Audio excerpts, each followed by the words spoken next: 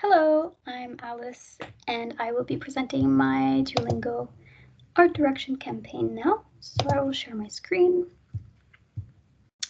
Here we go. So as I said, this is my Duolingo campaign in response to the New Blood brief, TNAD. So the challenge in the brief is to make 16 to 22-year-olds interested in learning a language on Duolingo. Now, my interpretation of that is to make foreign languages appealing, fun, and new to modern young adults. The audience that we're targeting, more in detail. In short, that would be young adults curious about the world. In the sentence, it's 16 to 22-year-olds. They're part of Generation Z. And we're specifically out of them, like targeting the people who are interested in learning a language. This could be for communication reasons, maybe to meet friends at university or on the internet. For cultural reasons, if they have part of their family from a different place. Or for curiosity reasons, maybe they like foreign TV shows or music. My insight and idea. So my insight was based on the fact that languages are perceived to be funny and flirty. Foreign accents are definitely something that's considered sexy pretty universally. My idea is to say, "Hey, beautiful," in many languages. It's kind of tongue-in-cheek. My slogan would be "Tell her with Duolingo." So this slogan would act as the link between a sort of funny pickup line and the call to action of the Duolingo app, which can teach you these funny pickup lines. Sorry, I just wanted to also mention that the reason, my inspiration for this is both that I think young people can be flirtatious and it's a time in your life when you want exciting things to happen in your social and dating life, but also in Duolingo, the app itself, in some languages, there are like mini lessons on flirting, and I thought it was the funniest thing. So a bit more detail about that. "Hey, beautiful" would be the main eye-catching element in the executions, and "Tell her with Duolingo" would be the main slogan. Duolingo is seen as fun, educational, and occasionally cheeky, and it's the cheeky aspect that I'm going to be focusing on. Again, it's useful, it's fun. So diving into my mood boards, this first one is on out-of-home prints that I find to be successful. So the link we see is bright colors, eye-catching, pastel sort of millennial is what I meant, colors, and black, and bold fonts, and text-based. So I know that I want my campaign to be text-based, which is why I sought out these examples. Next, my mood board is on Duolingo's current identities. So as you can see, there is a large color palette within the illustrations, but it's a bit too wide. And in general, there's a huge focus on green because it's the color of their app, of their logo, and of Duo, the owl, which is the mascot and the main visual of the app. They employ a friendly tone, and we see that both in their illustration and in their typefaces, they're using rounded and bold sort of visual language. So from that, I made my own visual identity. I chose from the existing color palette these 4 colors as the main elements. This millennial pastel pink would serve as the background color, then mid-ranges for different uses and the text, and green would be used exclusively for Duo the owl in my campaign. The hearts are just a fun pattern that tie in the theme of flirtation. They're quite youthful and kind of cute. And this is what I'm going for. And we see Duo the owl in an enamored state with hearts like floating above his head. So diving into my executions, these are my out-of-home prints that I'm going to show you first. So initially, I started by designing 96-sheet billboard prints digitally, and the formula that I employed was, first of all, "Hey, beautiful," in a given language, then as a subtitle, firstly, a reference to that language's culture or a pun. And then I said and for each execution, I said a neighborhood of London where there's a majority of that ethnicity or culture or people from that country. So for example, the very first one, Salut beauté, is hey beautiful in French, and then French her, which is a pun on French kiss, in South Kensington, which we know is an area of London with many French people in it. And this is the formula that I followed for every execution. This is what it would look like in person.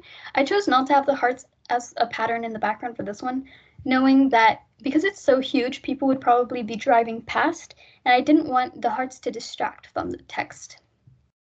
I then adapted this into 48 sheet out of home billboard prints, which are more common in cities, and this is what it would look like on a street.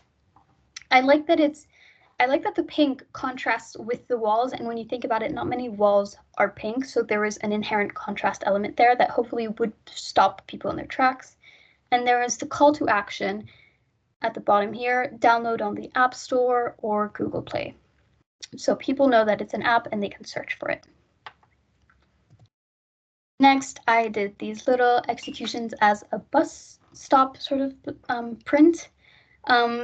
Here, my thinking was that people wait at bus stops, so they have more time to look at the prints, and this is why I chose to have the hearts in the background. Again, it's a useful and fun element, and it doesn't distract too much, knowing that people will have time to look at the entire print and analyze it just a little bit more. Next, I decided to adapt this into magazine print. So for the same reason, when you're looking at a magazine, you have a little bit more time. You want to be looking at a magazine. So I thought the hearts wouldn't distract too much. And I think that having different languages on one page creates a sort of excitement of like, oh, what's the next one? Can I analyze? Can I recognize which language this is? And it's like sparking curiosity in the reader. The bright colors, again, contrast with the generally white paper of a magazine print. So if it's opposite a page, it would contrast. And if you open a double A4 page, it would also be surprising. Next, my 5 second, it was between 3 and 10 seconds minus 5 seconds, paid social media asset, which I will be showing you now.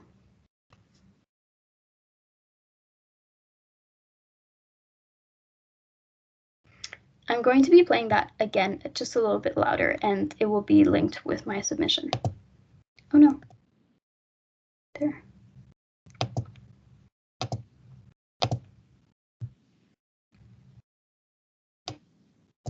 Okay, I don't know if that was very much louder, but you'll be able to watch it again. So my thinking with this is that because my campaign is text-based, I wanted the video to also be text-based, which is the main element. It's what moves, it's what you look at, it's the focus point.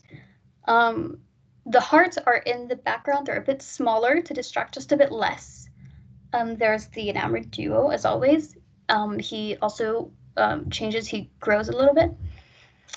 And in terms of sound, I know it wasn't essential, but I wanted to put thought into it. So there's a friendly narrator's voice, but in the last word, which is Duolingo, and in some ways it's the call to action, many voices with many different accents are speaking at the same time, saying Duolingo, and this shows the multiculturalism that Duolingo offers. Then my short film advert storyboard. So my idea was to follow Jack, a fresher university student who moves to a melting pot kind of international city. So we first see him packing his bags and speaking to his mother, preparing to go. He arrives at university, attends a freshers fair, and spots a pretty girl by chance, but he loses sight of her. A couple days later in the library, he sees her again, and he notices she's speaking Spanish with a friend.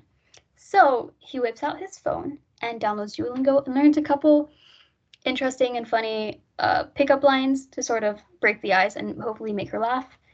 He shoots his shot, she laughs, they decide to talk a little bit, and the last scene is them having coffee, so obviously they've met again and they're breaking the ice with more funny Spanish phrases. This would last about 2 to 3 minutes. It could air on maybe TV, but mostly on Facebook and YouTube. This is the theme behind this is movement and changes and social circles and interactions, and these are themes that I think are very relevant to our target audience.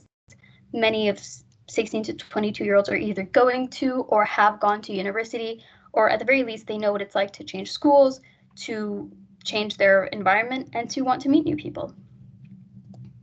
Finally, my web series stunt, which I'll be showing you, is it would be a 10-part, so 10-episode web series airing on Duolingo's own YouTube channel. I was thinking 3-minute episodes aired over 5 weeks, and it would center around the main theme would be the boundaries between platonic and romantic love, which is not necessarily serious, but an interesting issue, and it's not too superficial. Not issue, but like topic. And the ways in which different languages can express different types of love. In Greek, I think there's like 8 different types of love. And it would be animation using Duolingo characters, and they would interact, and it would be lighthearted, but with, an actual topic and not just nonsense. It would be fun, but also entertaining, and it would make you want to learn more languages. And just by learning a couple of words in each, it could interest our target audience. So that is it. That's all I have. Thank you very much. I hope you have a great day. I'll try and stop sharing my screen and stop recording. Thank you. Goodbye.